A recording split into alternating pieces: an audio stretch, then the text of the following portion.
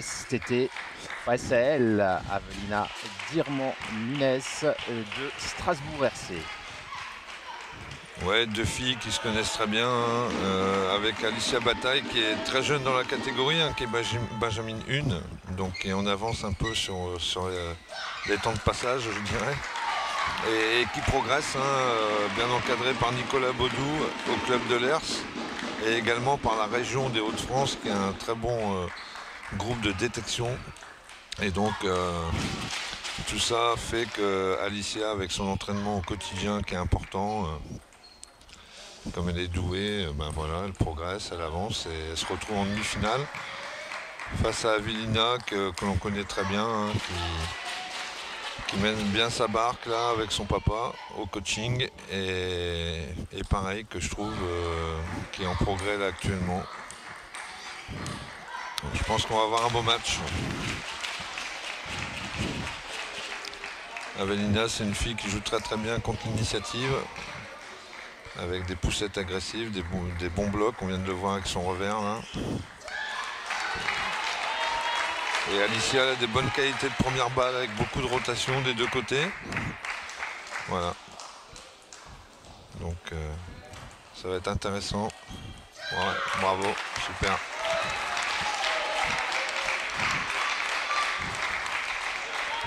Alors effectivement, hein, première année Benjamin pour Alicia. On voit la différence de gabarit aussi à ces âges-là. Hein. Ouais, tout à fait. Ouais.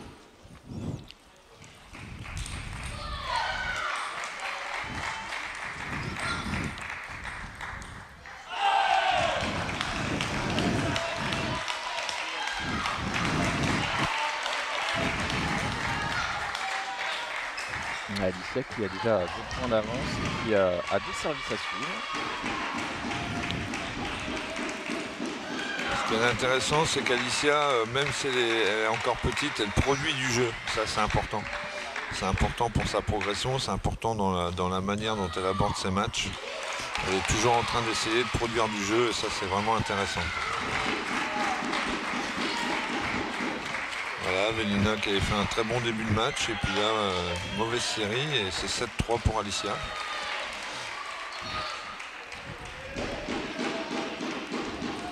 Voilà, on a vu là la rotation, très très bonne rotation.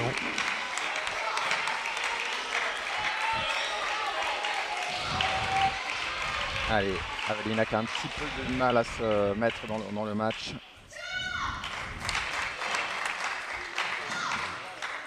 Elle a du mal à casser la série de points négative.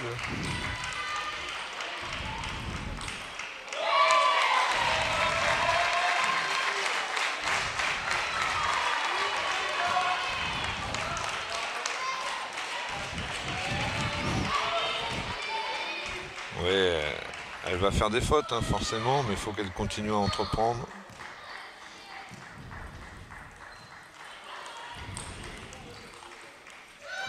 Bravo, bel enchaînement. Allez, tout proche d'aller remporter une première manche. Alicia Bataille, la plus jeune des deux Benjamin. C'est net.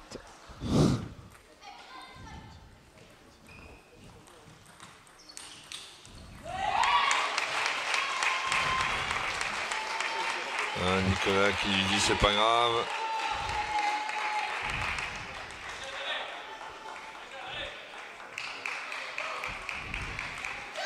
Voilà, c'est fait. Ouais, bien joué.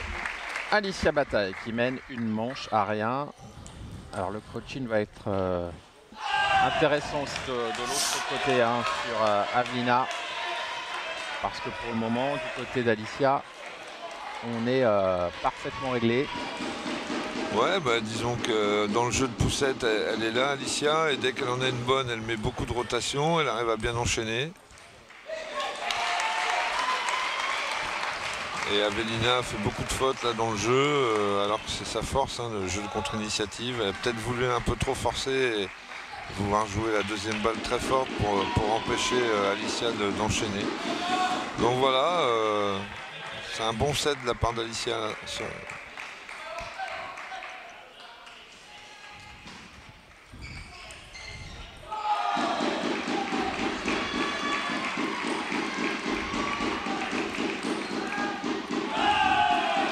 La salle est bien remplie là ce dimanche matin, ça fait plaisir hein, de finir des championnats de France avec beaucoup de public et Ouais. c'est vraiment sympa. Il y a eu beaucoup de monde sur les 3 jours et il en reste beaucoup également pour cette dernière journée. Ouais. Alors, évidemment, hein, il y a plein de joueurs, d'accompagnants qui sont déjà partis.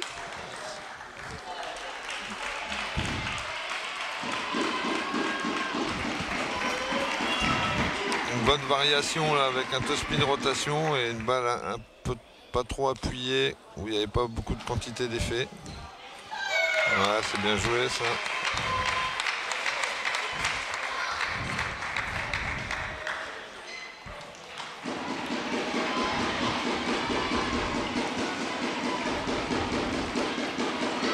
Ouais, très bon pivot de la part d'Avelina là, c'est bien joué. Et dans l'autre demi-finale, hein, c'est Aliénor Le Bourgeois de Palaiso US qui affronte Alexandra Muller de Vigny-les-Nancy. Ouais, le match n'est pas débuté parce que les cadettes là, Eva Lam sur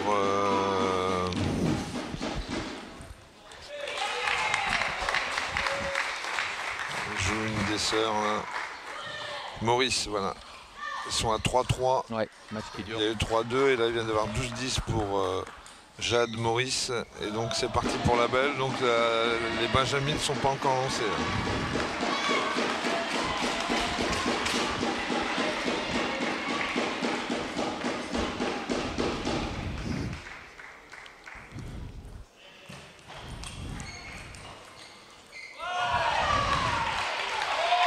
C'est bien construit, hein. C'est vraiment bien construit Alicia là, c'est très bien joué. Elle a bien contré, elle s'est pas précipitée sur la balle, elle a joué un coup de défense. Et derrière, Avelina a repoussé et elle a pris une rotation. Pour l'instant, elle joue juste Alicia là. Fou. Ouais, très bel échange. Nicolas qui rigole parce que il y a cru là, il a cru qu'elle allait contre-attaquer là.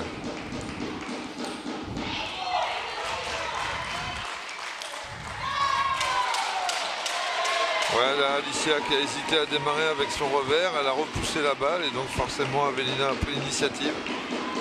Elle en a bien profité là.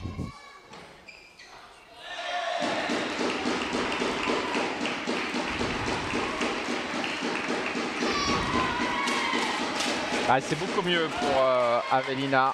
Bah, c'est beaucoup mieux. Nicolas prend un temps mort, il a raison. Il va lui demander de continuer à démarrer du revers, je pense, parce que c'est elle qui menait le jeu. Et là, d'un seul coup, elle est un peu plus attentiste, Alicia. Et Avelina en profite bien, prend des pivots. En top spin.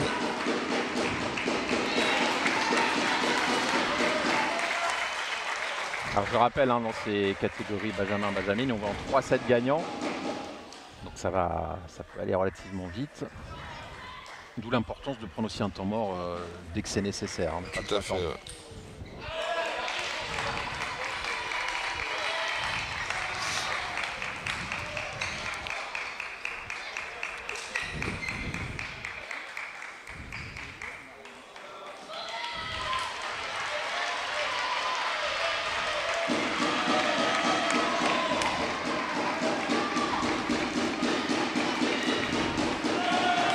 Cadet aussi là-bas, c'est serré. Il y a 3-2, 7-6 pour Morel Gonzalez. Ah mais vous voyez, Stéphane, je crois qu'en fait ils ont joué quand même sur une autre table. Ah oui, ils ont décalé, oui, oui. Ils ont mis une 5e table. Le match, oui. Ouais, Aliénor Le Bourgeois, Alessandra Muller. Voilà, il n'y aura pas de retard. Ah, très bon temps mort de la part de Nicolas là, qui a demandé à continuer à démarrer. Et c'est ce que j'avais dit à la prise de temps mort. C'est vraiment bien vu là, parce qu'elle était trop attentiste, Alicia. Elle laissait manœuvrer Avelina. Là aussi, on dit souvent que les joueurs progressent par rapport à leur sortie au niveau international, mais pour les jeunes entraîneurs aussi, c'est important d'aller voir ce qui se passe à l'international, de se mettre aussi au niveau, de se remettre en cause et ça fait progresser aussi dans le coaching, je trouve. Et Nicolas, bah, c'est un garçon qui bouge beaucoup et qui progresse au fur et à mesure qu'il travaille avec Alicia et dans sa manière de coacher.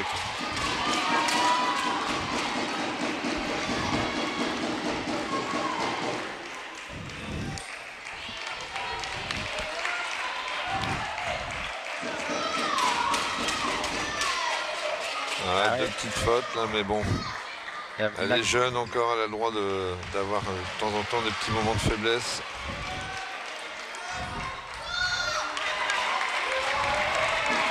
Allez, ça va se disputer pour chaque point là dans cette deuxième manche, avec une Avlina qui est, voilà, qui est vraiment très différente de la première manche.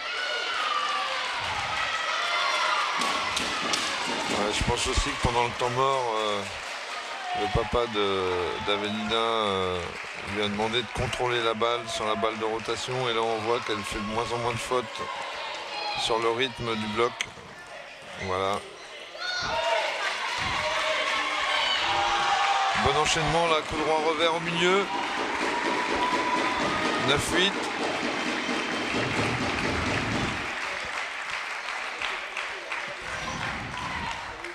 Avellina qui a changé son service aussi, qui sert du revers maintenant.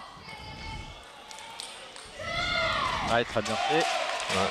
Petit service lifté, court dans le coup droit. Alicia n'a pas vu la quantité d'effets liftés. Forcément, elle a poussé, c'est monté. Voilà. Allez, elle est en bonne position, Avlina, pour aller égaliser une manche partout. Mais attention, parce que c'est Alicia qui a les deux services. 19.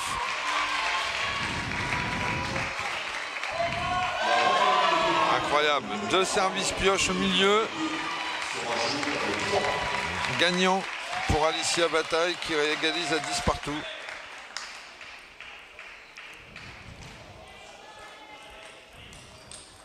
Bravo.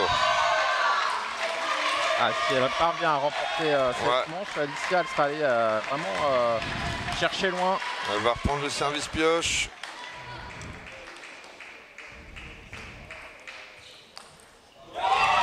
Ah, elle a été très très forte, hein, parce qu'elle était quand même vraiment malmenée. Ah oui, c'est fou à 11-10 ce qu'elle produit, hein, un service. Elle l'a en tête, quoi. Je vais servir là et je vais pivoter, je vais attaquer plein coup droit pour la surprendre. À son âge, c'est beau, hein. Franchement, elle est vraiment en avance sur son temps, là, Alicia, et c'est tant mieux pour le tennis de table français. Et c'est tant mieux pour la détection et pour l'avenir, quoi.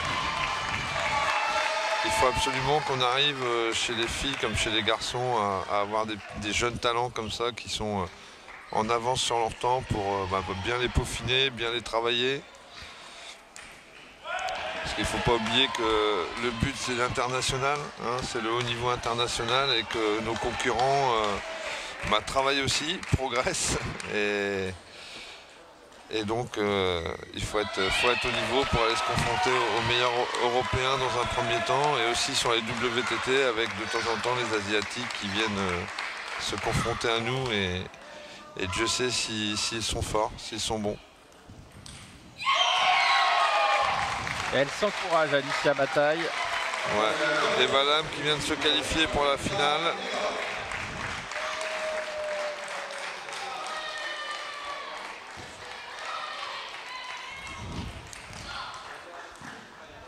Ouais.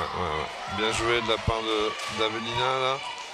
Le match est loin d'être fini pour moi, parce qu'Avellina, je trouve qu'elle elle a fait des fautes de remise à partir de 18 là. Elle était un peu stressée, je pense. Mais dans le jeu, elle joue de mieux en mieux. Donc attention. Il va falloir quand même qu'Alicia soit capable, comme là sur ce point, soit capable d'enchaîner les coups, de bien placer au milieu pour gêner le jeu de contre-initiative d'Avellina. Allez, un petit peu de réussite. Ouais. Petit point de chance. Hein.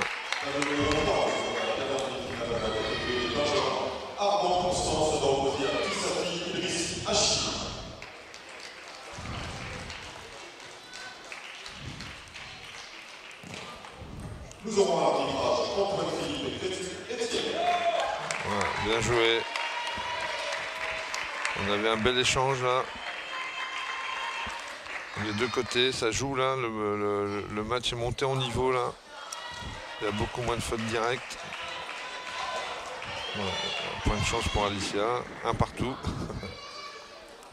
Ouais, bien joué Avellina. Très bon démarrage en ligne.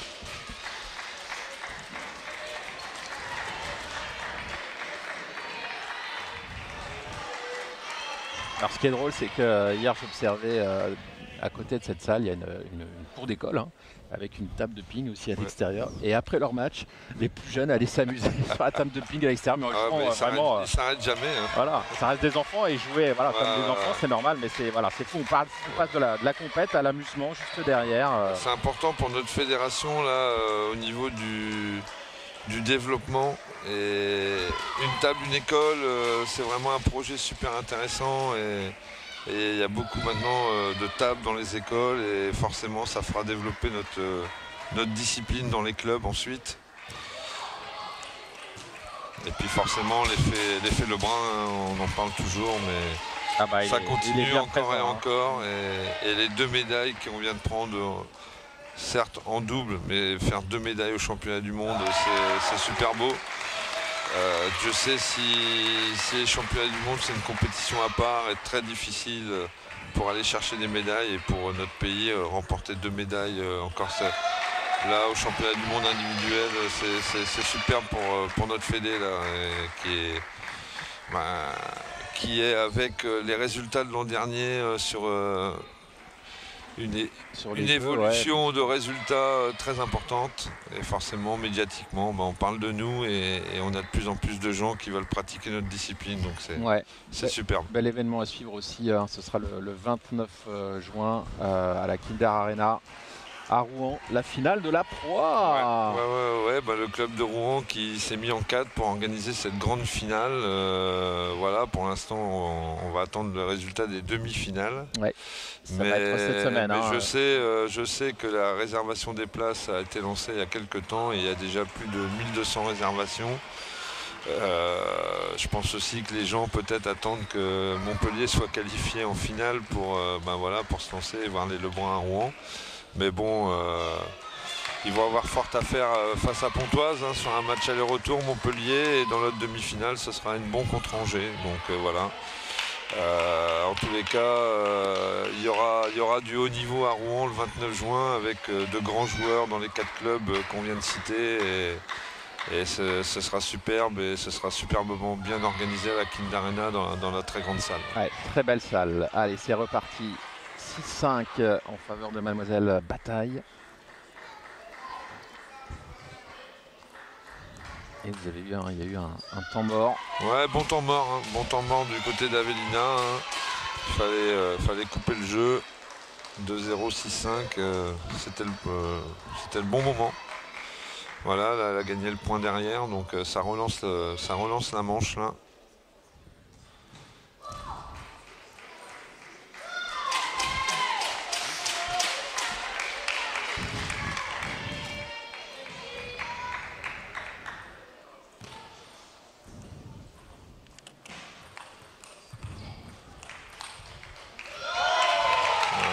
Bon top spin là, bien joué. Bien joué aussi au niveau du placement où elle a joué sur le milieu de la table en décalant un tout petit peu Avellina qui a pris le filet, qui a raté son bloc. Bon,